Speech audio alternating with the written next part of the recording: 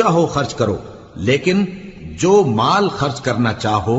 وہ درجہ بدرجہ اہل استحقاق یعنی ماں باپ کو اور قریب کے رشتہ داروں کو اور یتیموں کو اور محتاجوں کو اور مسافروں کو سب کو دو، اور جو بھلائی تم کرو گے اللہ اس کو جانتا ہے۔ مسلمانوں، تم پر اللہ کے رستے میں لڑنا فرض کر دیا گیا ہے، اور وہ تمہیں ناگوار تو ہوگا، مگر عجب نہیں کہ ایک چیز تم کو بری لگے اور وہ تمہارے حق میں بھلی ہو، اور عجب نہیں کہ ایک چیز تم کو بھلی لگے اور وہ تمہارے لیے مضر ہو، اور ان باتوں کو اللہ ہی بہتر جانتا ہے اور تم نہیں جانتے۔ اے پیغمبر، لوگ تم سے عزت والے مہینوں میں لڑائی کرنے کے بارے میں دریافت کرتے ہیں، کہہ دو کہ ان میں لڑنا بڑا گناہ ہے،